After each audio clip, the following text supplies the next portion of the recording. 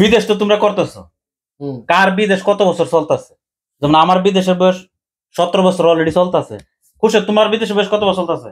আমার তো চলতে আছে প্রায় 14 বছর। 14 বছর। মানিক, তোমার কত বছর চলে? আমারও চলে 14 বছরই। 14 বছর। হ্যাঁ। তোমার? আমার 3.5 বছর। নতুন। তোমার? 15 বছর। তোমার? 14 বছর 2 মাস। 2 মাস। এখন তোমার বিদেশ বয়স 14 বছর আছে। এই 14 বছর বিদেশ করে যা টাকা পয়সা কামায় কি করতে পারছো এ পর্যন্ত? টাকা পয়সা তো অনেক কামাইছি, তো নিজের জন্য কিছু করতে পারি নাই। সব পরিবারের দিলাম, পরিবারে খাইছে, নিজের ইচ্ছা মতো খরচ করছে, আর হালকা একটু কাজ করছে, একটা ঘর বানাইছে, এতটুকুই। আর নিজের বলতে কিছুই নাই, আমার অ্যাকাউন্টও নাই, অ্যাকাউন্টে একটা টাকাও নাই। অ্যাকাউন্টে একটা টাকা না, একবারে জিরো। তোমার মাসে কত টাকা ইনকাম করছো মনে করো? মাসে, প্রতি মাসে?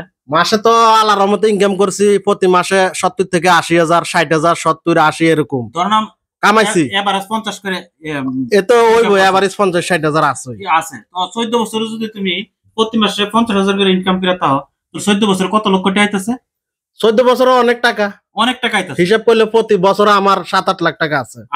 আছে। তুমি যদি 50,000 থেকে তোমার নিজের জন্য 10,000 টাকা রাখতা তাহলে তো আজকে আমি বর্তমানে 14 বছর না হইলেও 20 লাখ টাকার মালিক থাকতাম। 20 লাখ টাকার মালিক থাকতাম। হ্যাঁ, যদি একটু একটু রাখতাম। কিন্তু এটা ভুল করছো। হ্যাঁ, আমি রাখি নাই, আমার ভুল হয়ে গেছে। ভুল করছো। যেমন আমার কথাটা আমি কই যে আমার বিদেশে বয়স 17 বছর চলতেছে। আমার নামে একটা অ্যাকাউন্ট আছে, এটা কথা সত্য। অ্যাকাউন্টের মধ্যে 5,220 টাকা আছে। এটা কি লিখে রাখা হয়েছে?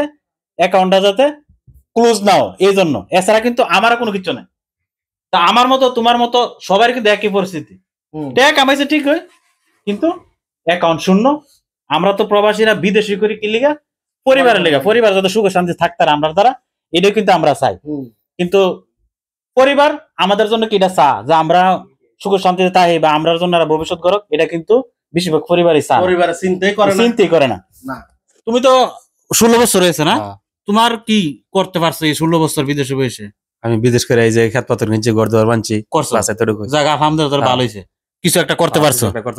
তোমার তো নতুন। জি ভাই। কিছু করতে পারছো? কিছু তো করতে পারি নাই, বাট এখনো রেনি দিতে পারি। রেনি দিতে পারছো না? তোমরা এখানে উপস্থিত আছো। আছি। আমার একটা পরামর্শ রইলো যে তোমার বেতন যদি 1000 টাকা হইতে, পরিবারে তুমি 800 টাকা দিয়ে দিলাম, 200 টাকা নিজের কাছে রাখো। অবশ্যই। তুমি যে 200 টাকা করে প্রতি মাসে জমাই, এক বছরে কত দেরাম হইতাছে? এক বছরে 2400 দেরাম হইতাছে। তো 2400 দেরামে বাংলার কত হইতাছে? 60 থেকে 70,000 হইতাছে।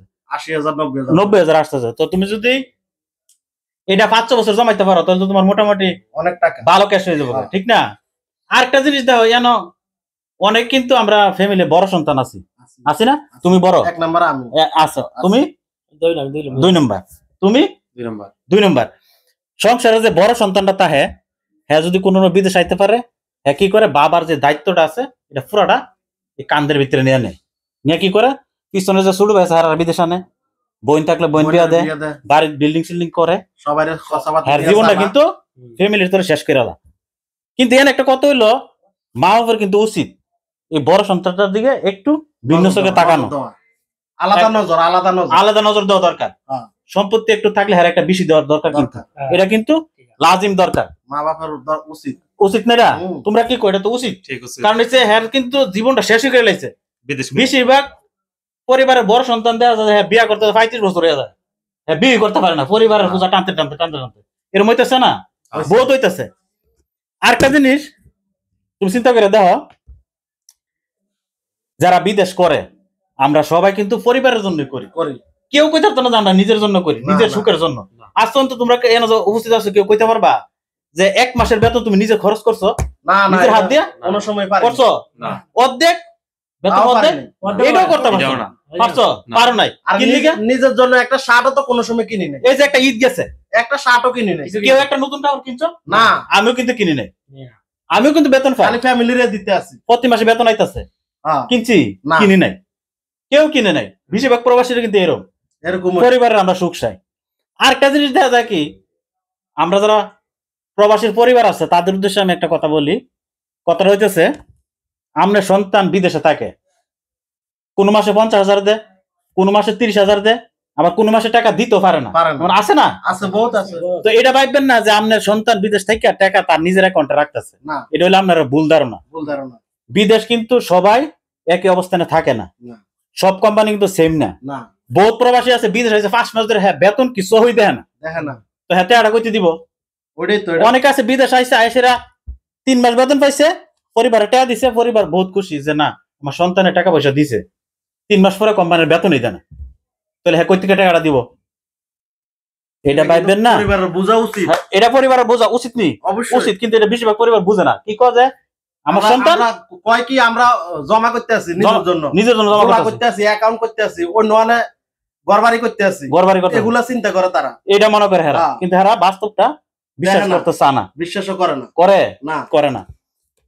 আমি চাই সকল প্রবাসী পরিবারে যে আপনার সন্তান বিদেশ থেকে অনেক কষ্ট করে আপনার কাছে টাকা পয়সা দেয়, আপনারাও চলেন, সন্তানের জন্য কিছু ভবিষ্যৎ তৈরি করেন।